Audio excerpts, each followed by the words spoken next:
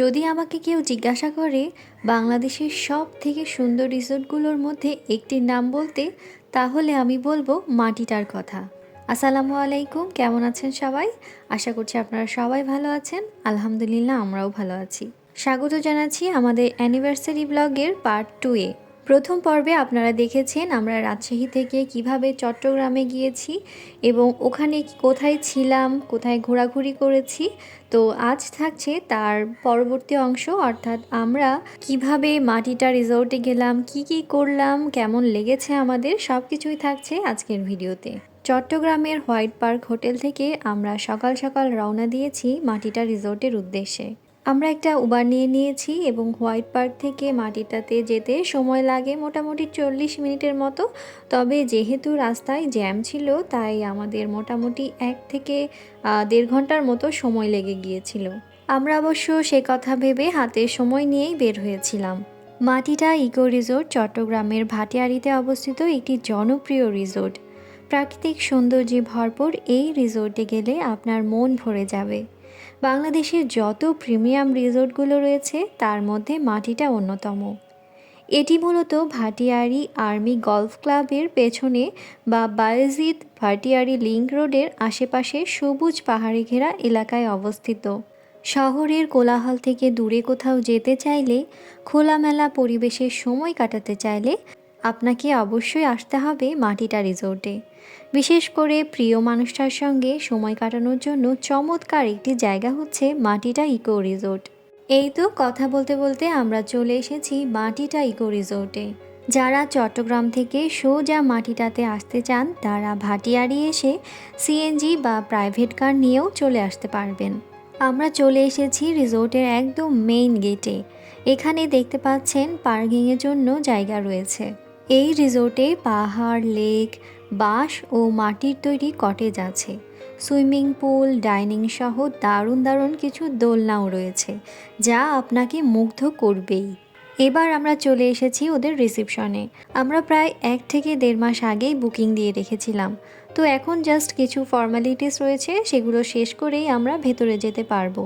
তবে ওদের check in সম্ভবত 1টার সময় ছিল। আমরা যেহেতু আগেই চলে এসেছি, তাই এখনই আমরা রুমে যেতে পারছি না। আপাতত রুম না পেলেও কোনো সমস্যা নেই।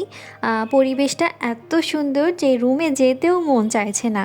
বেশ কিছুক্ষণ আমরা রিসোর্টটাই ঘুরে ঘুরে দেখছিলাম। একদম শান্ত স্নিগ্ধ একটা পরিবেশ। আমরা এখন বসে আছি ভাইরাল সেই দোলনাতে। অনেকেই হয়তো ফেসবুক অথবা ইউটিউবে এই দোলনার ভিডিওটা দেখেছেন। আর এদিকে সামনের দিকটাও আমি দেখিয়ে দিলাম, বিভিন্ন কটেজ, সুইমিং পুল এবং লেকও দেখা যাচ্ছে। এখানে বেশ সুন্দর একটি জুস বার ছিল।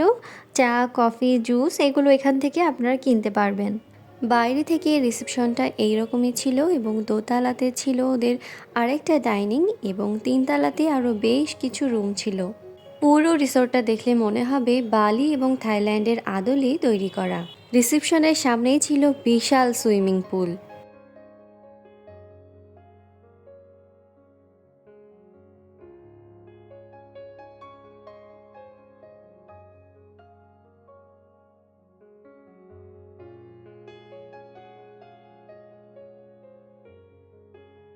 ওদের আরও বেশ কিছু সুন্দর সুন্দর স্পট আছে, আমরা সেগুলোই ঘুরে ঘুরে দেখছিলাম রুমে যাওয়ার আগে। আর এখানে আপনারা চাইলে ডে লং প্যাকেজও নিতে পারেন, আবার চাইলে নাইট স্টেও করতে পারেন। ওদের ফেসবুক পেজে গেলে আপনারা ওদের phone number, WhatsApp number, mail number সব কিছুই পেয়ে যাবেন। ওয়েবসাইট থেকে অথবা হোয়াটসঅ্যাপ থেকে আপনারা ওদেরকে কল করে বুকিং দিয়ে নিতে পারেন।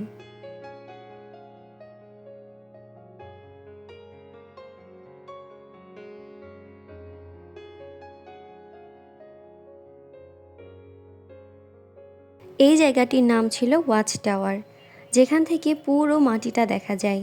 ভিডিওতে দেখে তেমন হয়তো বোঝা যাচ্ছে না, তবে উপর থেকে দেখতে ভীষণ ভালো লাগছিল। সবুজ প্রকৃতি, পাহাড়, লেক সব মিলে অসাধারণ। এখানে বিভিন্ন রকমের অ্যাক্টিভিটিস রয়েছে, যেমন জিপ লাইন, কায়াকিং, আর্চারি।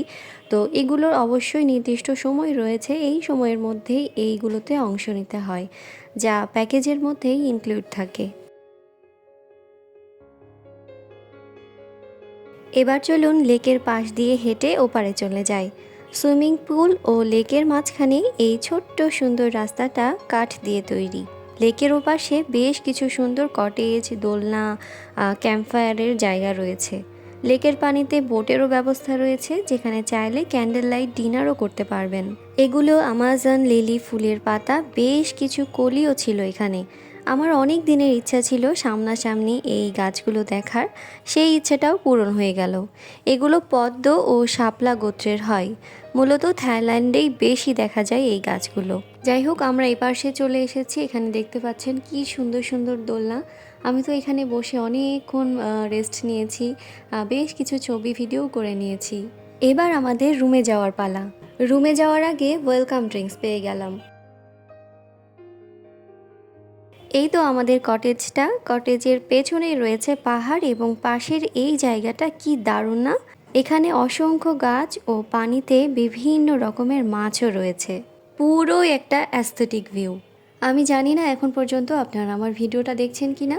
যদি দেখে থাকেন তাহলে অবশ্যই লাইক, কমেন্ট এবং শেয়ার করতে পারেন। আর যদি ভিডিওটি ভালো লেগে যায় তাহলে অবশ্যই আমার চ্যানেলটি সাবস্ক্রাইবও করতে পারেন। এবার তাহলে চলুন আপনাদের সাথে আমাদের রুমটা একটু শেয়ার করি। আমাদের এই সুন্দর রুমটির নাম ছিল সুখের সময়। এখানকার প্রায় প্রতিটি কটেজ বাঁশ, বেত, কাঠ ইত্যাদি দিয়ে তৈরি করা। ভেতরে প্রবেশ করতেই একটা কিং সাইজের বেড রয়েছে। তার সামনে একটি ডিভান, সেন্টার টেবিল, বিভিন্ন জিনিস রাখার জন্য গাছের কাণ্ড দিয়েই তৈরি করা হয়েছে সুন্দর একটি জায়গা। তার পাশে রয়েছে লম্বা একটি মিরর। তারপর বেড সাইড টেবিল এবং নানান রকম ল্যাম্প ও একটা এসি ছিল। পুরো রুমটি কাঠের তৈরি এবং চারদিকেই গ্লাস দেওয়া। এবার চলুন আপনাদেরকে বেলকনি থেকে ঘুরিয়ে নিয়ে আসি। বেলকনিতে দাঁড়ালে ভীষণ সুন্দর একটি ভিউ পাওয়া যায়, সাথে পাশ দিয়ে ঝর্ণার আওয়াজ তো আছেই। এই জায়গাটা সকালে আমার কাছে ভীষণ ভালো লেগেছিল। বসার জন্য জায়গা করে দেওয়া আছে। এখানে বসে সকাল কিংবা বিকেল অনায়াসে কাটিয়ে দেওয়া যাবে। তো রুমে কমপ্লিমেন্টারি হিসেবে ছিল চা, কফি, পানি, টিস্যু ইত্যাদি। এবার চলুন আমাদের ওয়াশরুমটা আপনাদের ঘুরে দেখাই। ওয়াশরুমটা একদমই আলাদা, ভিন্ন রকম ছিল। এমন ওয়াশরুম আমরা আগে দেখিনি। দরজা খুলে ভেতরে প্রবেশ করার সঙ্গে সঙ্গে আপনার কাছে মনে হবে আপনি যেন গুহায় প্রবেশ করেছেন। পুরো ডেকোরেশন গুহার মতো। ডান দিকে রয়েছে টাওয়েল এবং কাপড় রাখার জায়গা, বাম দিকে বেসিন এবং কোমোড, আর সামনে ছিল ছোটোখাটো বাথটাবের মতো, যেখানে সিঁড়ির মতো করে দেওয়া আছে নিচে নামার জন্য। পানির সুন্দর একটা লাইনও করে দেওয়া আছে। এছাড়া হ্যান্ড শাওয়ারও রয়েছে। এখানেও কমপ্লিমেন্টারি হিসেবে হ্যান্ড শাওয়ার, সাবান, শ্যাম্পু, বডি ওয়াশ সহ যা যা প্রয়োজন সবই ছিল।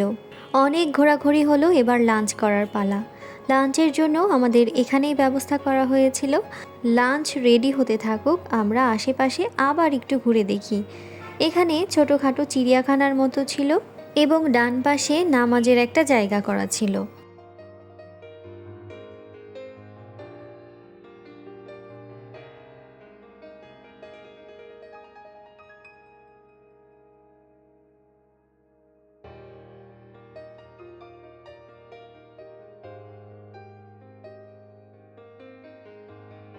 দুপুরের খাবারটা আমাদের প্যাকেজের মধ্যেই ছিল, যার কারণে আলাদাভাবে পে করতে হয়নি। খাবার ছিল বুফে সিস্টেমের। কত রকমের যে আইটেম ছিল মাশাল্লাহ! এবং প্রতিটি শাক, সবজি, মাছ সব কিছুই তাদের নিজস্ব জমি এবং পুকুরের। আর টেস্টের কথা যদি বলি তাহলে বলবো অসাধারণ। আমি তো সবগুলো আইটেম নিয়েছিলাম টেস্ট করার জন্য। এখানে ভাত, মাছ ভাজা, ঘন ডাল, সবজি, মাংস, ভর্তা, সালাদ, কি নেই এখানে! আলহামদুলিল্লাহ, খুব তৃপ্তি নিয়ে খেয়েছি এবং শেষ পাতে দইটাও খুব মজা ছিল। দুপুরের খাবার শেষ করে আবার ঘুরে ঘুরে দেখছিলাম। এটা যেহেতু শীতের সময় ছিল তাই রোদটাও মিষ্টি লাগছিল। লেকের পাশ দিয়ে হেঁটে সামনে এগোতেই বাম পাশে ক্যাম্পফায়ারের একটা প্লেস ছিল। সেখানে রাতে ক্যাম্পফায়ার হয়, যা আমরা খুবই এনজয় করেছিলাম।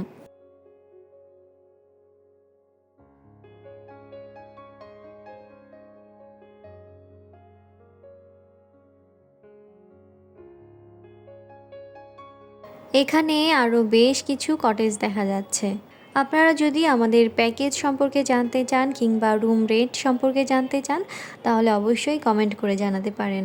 এই তো আমাদের কটেজের পাশে কি সুন্দর একটি ঝর্ণা।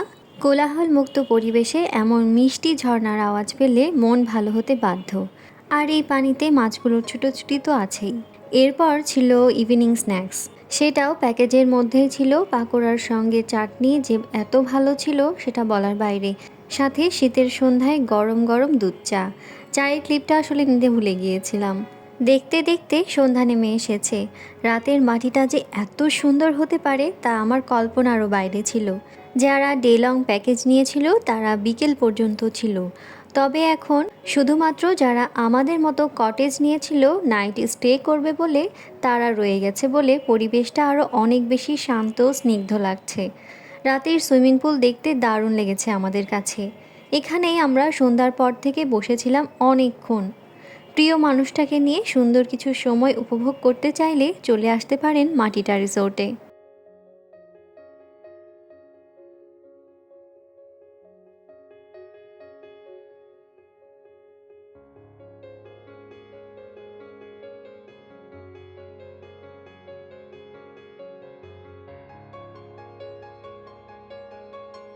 এরপর রাতে মুভি দেখারও ব্যবস্থা ছিল, তবে আমরা কিছুক্ষণ থেকেই চলে এসেছিলাম। যত রাত বাড়ছে তত ঠান্ডাও বাড়ছিল। এরপর ডিনারের পালা, সেটাও প্যাকেজের মধ্যেই ছিল। ডিনারটা ছিল বুফে সিস্টেমের। এখানে বারবিকিউ চলছে।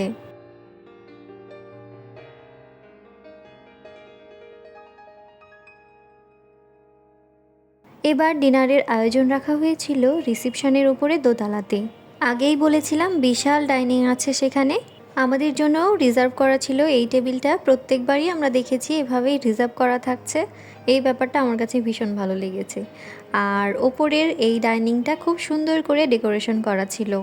চলুন এবার কি কি খাবার ছিল দেখে আসি। খাবার দেখতে যেমন খেতেও তেমন ছিল আলহামদুলিল্লাহ। মনে হচ্ছিল কোনটা ছেড়ে কোনটা নেব।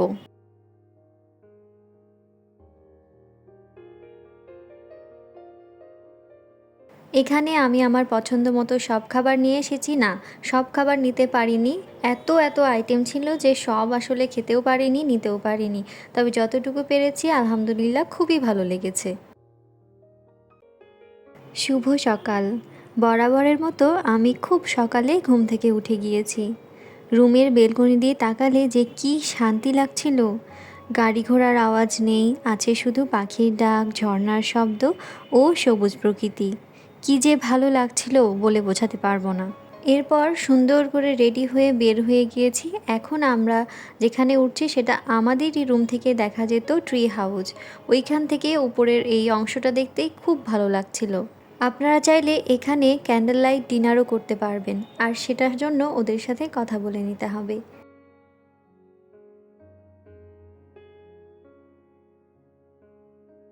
এত বড় ভিডিও আমি আসলে জানি না এখন পর্যন্ত আপনারা আমার ভিডিওটা দেখছেন কি না। যদি দেখে থাকেন তাহলে অবশ্যই লাইক, কমেন্ট এবং শেয়ার করতে পারেন। আর যদি ভিডিওটি ভালো লেগে যায় তাহলে অবশ্যই আমার চ্যানেলটি সাবস্ক্রাইবও করতে পারেন। চলে এসেছি ব্রেকফাস্ট করতে। দুপুরে এবং সন্ধ্যায় যেখানে খাবারের আয়োজন করেছিল সেখানেই সকালের নাস্তার আয়োজন করে রেখেছিল। খিচুড়ি, পরোটা, ডিম ভাজা, ডিম পোচ, সবজি, চিকেন, জুস, চা সহ আরও অসংখ্য আইটেম ছিল।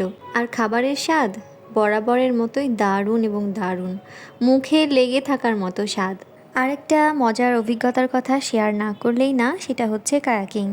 আমরা আগের দিন সময়ের মধ্যে কায়াকিং করতে পারিনি, তবে সকালে ওদের সঙ্গে কথা বলে আবারও সুযোগ করে নিয়েছিলাম। প্রথম দিকে একটু ভয় ভয় লাগছিল, তবে পরে আর উঠেই আসতে ইচ্ছে করছিল না। 30 মিনিটের জায়গায় আমরা প্রায় 2 ঘন্টা কায়াকিং করেছিলাম।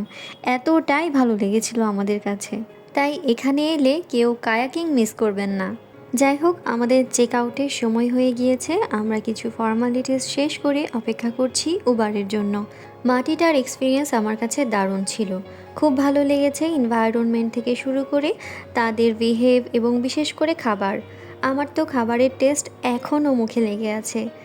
আমরা সাধারণত একটা জায়গায় দ্বিতীয়বার খুব কম যাই, তবে ভালো লেগে গেলে সেখানে বারবার যেতে পারি।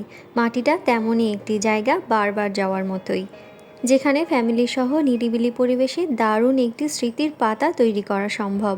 কথা বলতে বলতে মাটিটা থেকে চলে এসেছি চট্টগ্রাম এয়ারপোর্টে। এখান থেকে ঢাকা, ঢাকা থেকে সোজা রাজশাহী মানে বাসায় চলে যাব।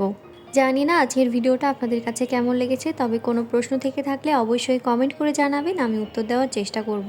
আজকের ভিডিওটা তাহলে এ পর্যন্তই। আগামী ভিডিও দেখার আমন্ত্রণ জানিয়ে আজ এখানেই বিদায় নিচ্ছি। আল্লাহ হাফেজ, আসসালামু আলাইকুম।